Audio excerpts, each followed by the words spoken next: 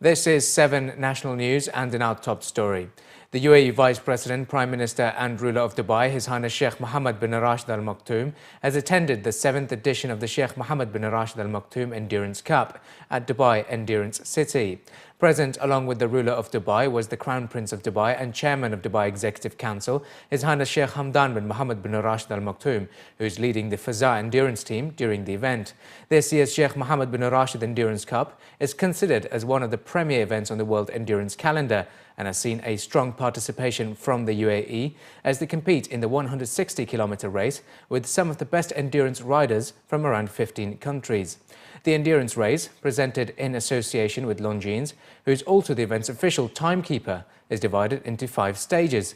Following the completion of each stage, the horses will be rested and refreshed and will undergo a veterinary examination to determine if they meet the physical standards to continue the event through to the next stage. The order of finish will be announced after the finishers successfully pass a post-race veterinary examination. A high-level Red Crescent Authority delegation has travelled to Jordan today as part of the RCA's efforts to assess the essential requirements of Syrian refugees in the wake of the recent Our Heart with the People of Syria initiative, which raised more than 126 million dirhams in 3 days. The RCA Secretary-General, Dr. Mohammed Al-Fallahi, who is leading the RCA delegation, said the trip is the second to Syrian refugees in Jordan since the humanitarian initiative started in implementation of the President His Highness Sheikh Khalifa bin Zayed Al Nahyan, according to a report posted by Emirates News Agency.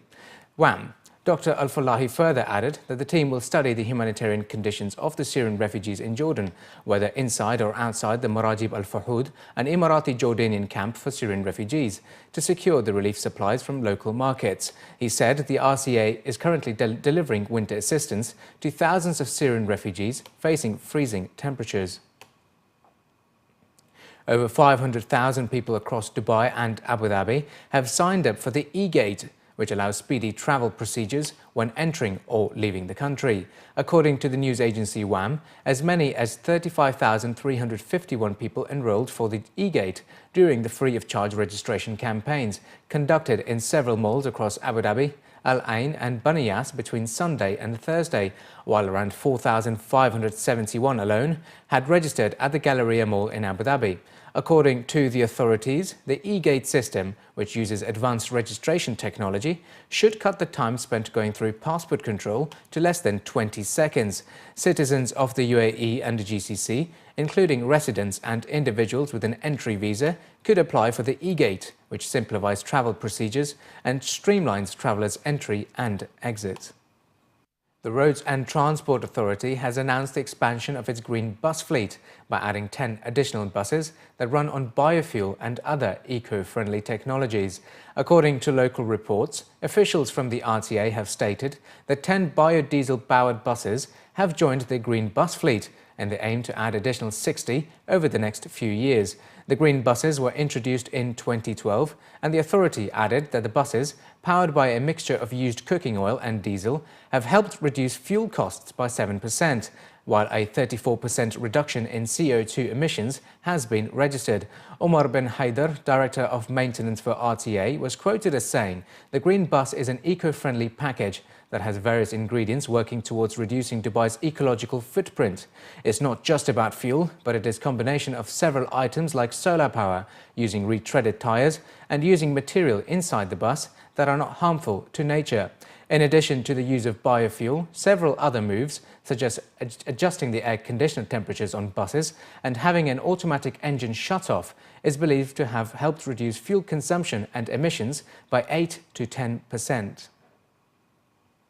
In a bid to ease the parking concerns of many residents of Jumeirah Lake Towers, the master developer Dubai Multi-Commodities Centre, or DMCC, has announced allocation of additional 1,200 parking spots.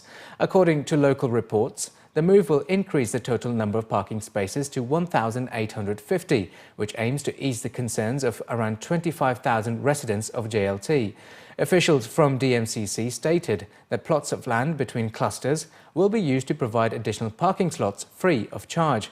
A paid parking scheme was introduced in the community in 2012, with the activation of barriers only allowing those residents with parking permits to park their vehicles in the cluster's parking facilities. However, those with more than one car per household complained of difficulty in finding enough parking spaces and would have to buy additional spots, with some developers pushing prices as high as 100,000 dirhams per year.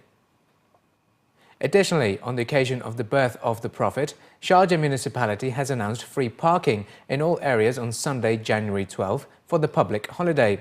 The municipality urged vehicle owners to optimize the use of parking, pointing out that the misuse of parking spaces will incur legal action. And over at the capital, the ambulatory health services, as part of Abu Dhabi health services company Sheikh, has announced the closure of its health centres across the emirate for the public holiday.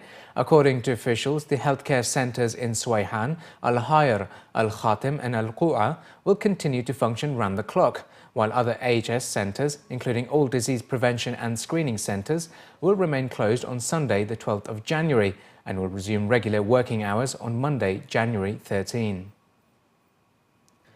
And finally, in the bulletin, Lebanese artistry at its finest is currently being exhibited at the Opera Gallery at the Dubai International Financial Centre. Running until the 18th of January, art enthusiasts will have an opportunity to see up close the brilliance of the late celebrated sculptor Alfred Basbous. Nearly 40 bronze sculptures and metal medium masterpieces comprise the Alfred Basbous Bronze Collection currently on exhibit.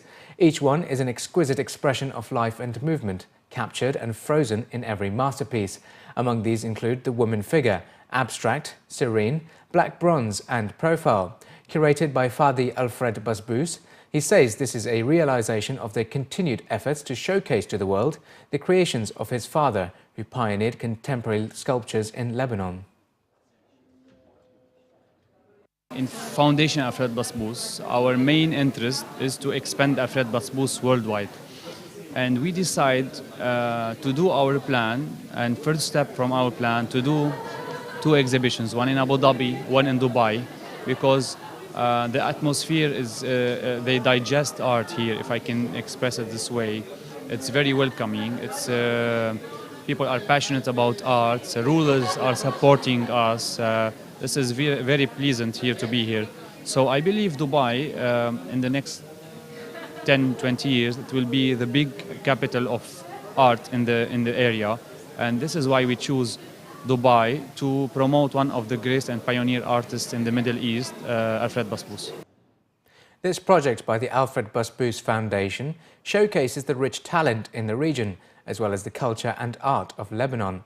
On its opening night, art lovers in the country came out in full support, led by the Consul General of Lebanon in Dubai and Northern Emirates, Mr. Samir Namir.